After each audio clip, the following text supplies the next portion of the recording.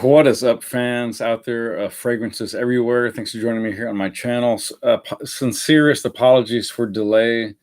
If any of you saw my little blurb or heads up, warning, whatever you want to call it, I was scheduled to start the live cast at 3:15, and try as I might, I could not get my live casting software to work correctly, no matter what I did or regardless of what I did. So that was very annoying, but hopefully I can shake things out and get the bugs out later at some other point. For right now, I'm just using YouTube's built-in, browser-based live cast, and it works okay. I feel like it's not quite as smooth as some of the standalone. Anyways, let's just get on with it. Again, sorry for the delay. Let's get into it. We're looking at Bottega Veneta Extreme. As in my man who Imitsu, simply put sense. Love the way he does that. Love you, E. Fantastic reviewer, fantastic channel. Please check him out if you haven't. Okay, so what is the story on Bottega Veneta? Obviously an Italian-based couture clothing and a leather-based goods luxury line, if you will. Mainly fashion. And of course, they have been doing a lot of very good to very good fragrances, primarily for women, but they have definitely gotten into the men's market as well. And I think they've made maybe one or two unisex fragrances. I'm not sure on that, but for some reason, I think Extreme is out of production. So if you want to get your nose on a bottle, I mean, if you want to actually get your grubby little fingers on an actual bottle, it may command a premium, I'm guessing, because at least as I understand it, I went to the official Bottega Veneta website and did not find a listing for the Extreme version at all, which tends to infer that it is no longer in production. If that's the case, that's pretty sad, because I think that for the men's fragrances, for me at least, it's by far superior to the original Bottega Veneta, just the standard garden variety issue, the initial scent that they created. And we'll touch on that briefly. I do want to get a review out for the original rather, which I also have, but I'm not that enamored with. And I'll just lightly touch on that because I don't want to ruin my review on that. I want you to tune in for the review, but I will briefly mention some talking points on that. But this is not about that scent. This is about the newer one, which again, sadly appears like it's been discontinued. I have no idea. Bottega Veneta, what's wrong with you guys? It's maravilloso, maravilloso, fantastico, fabuloso. You really need to consider re-releasing the Extreme version. But let's get into it. So this is my little decant sample. And the camera does say Extreme, Bottega Veneta. When did this drop? So, and these come in those really, really classy bottles. This one looks like smoky gray. It's got a doubled black cap, which looks kind of like leather at a distance. I doubt it is, but it's got the very pretty standard minimalist European style, French, Italian, English. In this case, obviously Italian, and it says Pour Homme Extreme. Of course, you can see that in the thumbnail. Okay, this dropped in 2015, so it's not that old. Quite strange to pull a frag after just 3 years on the market. When arguably, I think, again, it was so much better than the original. So it was marketed as a more intense, sensual, vibrant version of the first masculine fragrance of Bottega Veneta Pour Homme from 2013. Announced as the distinctive fragrance that fuses rugged sensuality and subtle intellect for a fresh and understated scent that lingers in the mind like a memory. I don't know why I went French there, but whatever. But the composition, indeed was two Frenchmen. or two French noses, Daniela Roche-Andier and Antoine Maisondieu. And I've talked at length in other videos, especially about Antoine, so I'm not going to reiterate any of that here. I think I may or may not have talked a little bit about Daniela Angier, but if you want, we can look at some of those concoctions that is it a she? I'm assuming that's a she. Daniela sounds feminine to me. I hope that's a she. I don't mean to offend if it's not. Anyways, it's woody, aromatic, leathery. It's supposed to be long-lasting and sensual. It says that it retains the character and composition of the original. I'm going to beg to differ a little bit on that. I think while the DNA certainly is present and accounted for, Extreme is quite a bit different. It's quite a bit different than the original. And you're going to get enhanced accords of labdanum, pimento, intense leather accords. Face of the campaign was Zach Steiner, however you want to say it. Shot by Axel Lindahl, apparently a very famous photographer and shooter. It's available in 50 and 90 ml bottles. And again, these are getting harder and harder to find on the open free market at reasonable prices. Not saying you can't. And according to Fragrantica, the main accords are woody, aromatic, fresh, spicy, leather, and balsamic, however you say it.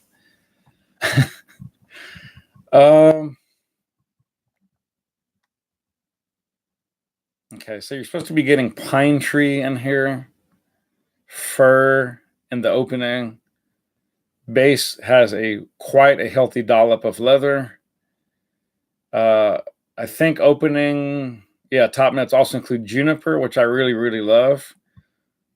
Also, bergamot is also in here. Very cool. Oops. Pimento again. We already mentioned that. I hate these pop-up windows. Okay, we've already mentioned fir and nutmeg. Yes, nutmeg. Okay, labdanum. Okay, I believe, in fact, it does, in fact, have patchouli in the base. So you're going to get that earthy richness from the patchouli. The pimento gives it an interesting, slightly spicy vegetal note. The fir is going to give that added sweet green, rich, almost pine needle type essence. Although I'm not saying it specifically smells like pine, but there's a little bit of that going on in here. I mean, yes, it does have pine tree as well, but as it mixes with the juniper and the, I almost think there's some neroli in here, quite frankly, that they're not talking about. But whatever. Let's just get into the scent. I'm going to go ahead and. Oh, very cool.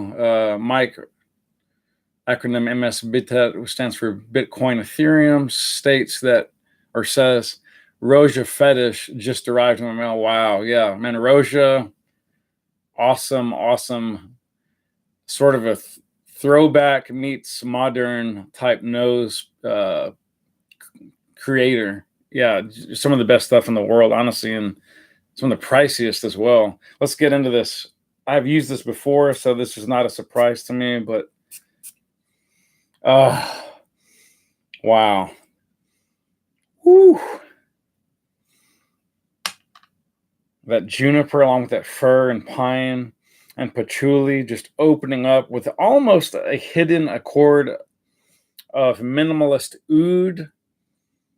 There really, really is an oud type meets patchouli type accord in there. It's very, very dumbed down, but it's there nonetheless.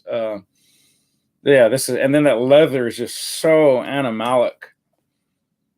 Yeah, it's just wow. It's like it's like I'm in the horse stall with the actual horse and the cow. They're like, one's in this stall and the cow's right over here. Excellent stuff. What I like about this, guys, it's very masculine. It's macho. At the same time, it's refined. You are going to get some of that greenery to sort of rounded out with the juniper and the patchouli. You are getting some citrus in there with the bergamot or bergamot. And I like the way this develops on skin a lot more than the original. The original for me got worse as it began to dry down. I love the opening of the original. And if it had stayed in that vein, I would be a huge, huge, huge proponent and fan of the original. I really would, but at least on my skin, I found that Bottega Veneta, the original pour homme, just morphed and it just got clashy. It had different notes and accords that I felt were in almost diametric opposition to each other. Sometimes that can be a good thing if they kind of support the overall structure of the composition, but I think when they're too at odds with each other, it just doesn't work. And for me, sadly, again, the opening was fine. The opening for the original was fine, but as it began to open up and develop on skin and then dry down, I'll give it another shot, guys. I don't want to just throw out the baby with the bathwater, but I did not like the dry down on my skin. Didn't like the developing phase much either. But this one, it opens heady. There's a tinge of sweetness, of creaminess in there. It's quite effusive and pungent. Again, you're getting some of that greenery and patchouli and earthiness playing against the heady, masculine, rich, very animalic leather. But I love the way that juniper berry just keeps on creeping in, giving it that little fizzy berry thing that juniper berries do. And also, I would say the frag is a mixture of light and dark. It has a lot of dark noir type animalic core components going on, but at the same time,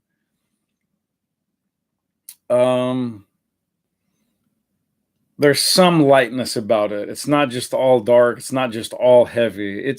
I would call it a medium heavy type frag, if that makes sense.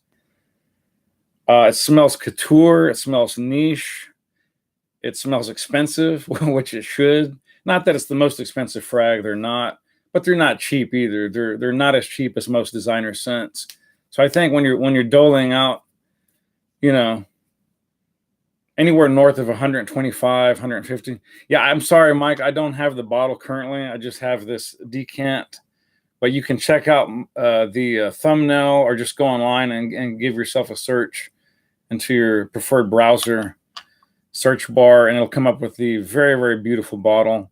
Yeah, I'm probably going to pull the trigger on this guy. I've been very impressed with the decant thus far. Again, not that impressed with the dry down and the developing of the original, sadly, but I will give it a second shot just to be sure. Good looking, classy looking bottles. They look like they have some heft and some weight to them, and they're kind of like smoky gray or all black or see-through, almost totally non-clear glass. In the case of some of their fragrances, some of those I may be thinking of are women's fragrances, but this really is an excellent. I think it's mostly a dress me up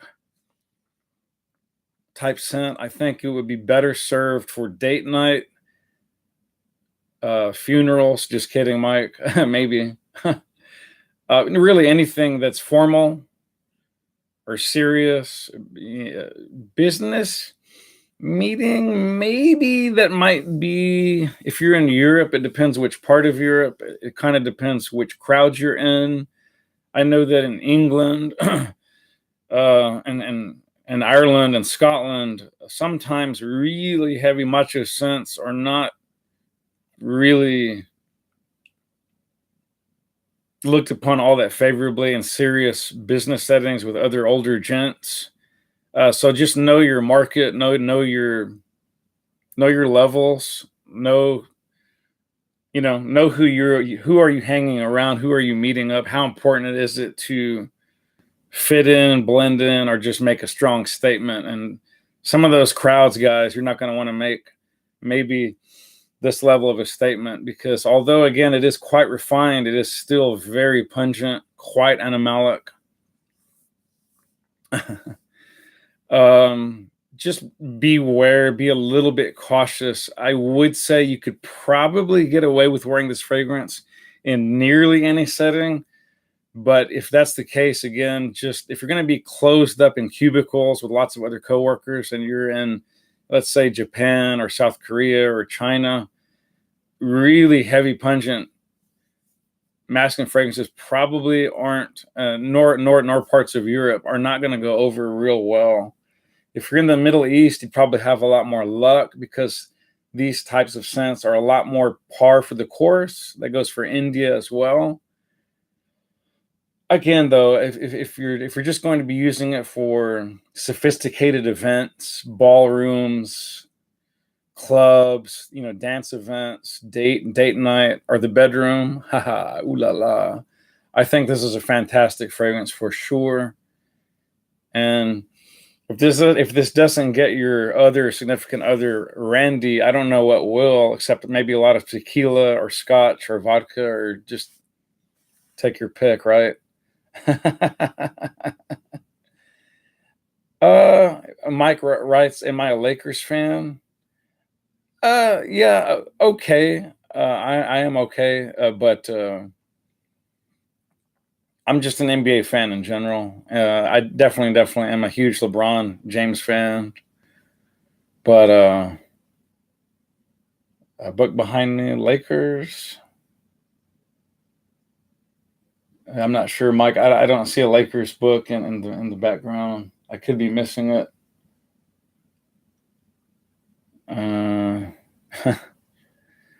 Uh, yeah, I like math. My father is a much greater mathematician than I am. That he's like a numbers geek on steroids, guru. I'm merely good at it. He is absolutely fantastic at math. Yeah, but I'll be honest, that was to pass some late college level courses. I had gotten rusty, and those are some really good courses I found online, and they come on little CDs or DVDs. Awesome teacher, awesome instructor, awesome material. Yeah, I'm way more into chess than I am into math. But again, my father is a mathematician, mathematical genius. Won't get into all that, but anyways, I'm gonna wrap it up, guys. I've got to get going. Yeah, I've got quite the collection, and what you're seeing, Mike, is a very small fragment of my chess book collection. I wouldn't say very small. I would just say it's only a portion.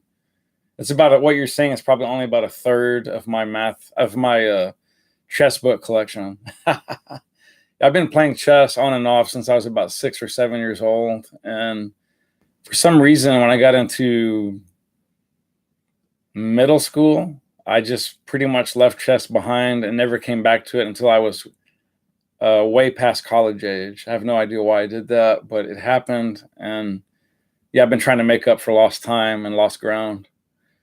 Well, I don't know about all of that. I think you just have to like something to get good at it. It's about that. I mean, you could say the same thing about someone like Allen Iverson, Bugsy Mogs. Am I saying that right? Muggsy Bogues, excuse me. I think I'm saying that right. It's been years since I've said his name. You know, obviously Shaq was gifted with a huge body and the desire to go into basketball. You could say the same thing about a lot of the writers out there. Yeah, anyways, on and on and on. You get my drift. Anyways, guys, if you're into masculine, leather-based, juniper accord, it's got some patchouli, maybe a little oud they're not talking about. This is pretty spectacular stuff. Oh, man, the dry down becomes less animalic, but just a little sweeter and softer. So refined, absolutely. This is such a gem. Get your nose on this, guys. If you haven't got your nose on Bottega Veneta Extreme, what are you waiting for? Don't sleep on this frag. Mike, that's this wasn't the one I was hinting at last night, Mike. I really don't want to. Yeah, I don't want to spoil the surprise for all the other lucky viewers out there. Air quotes. Uh, yeah, just tune in for the next one. I promise you, the next one will be the one I was hinting at in the last episode. It's nothing super spectacular, but again, it's been coming under or whatever into the radar zone of some of my fellow reviewers for some reason recently. It's not that well known to the masses at all. It is definitely niche, I will say. And oh, very cool. Yeah, I'll check that out. Yeah, so we'll take a look at that fragrance next. I was not that impressed with it, but I do want to give it one more chance to kind of develop on skin and just see if maybe I was missing something. Maybe I was. I don't know. I'll think about it, Mike. I'm really scared of Rich Mess, but maybe we'll see. I don't know. Thank you so much for the offer. I promise to think about it.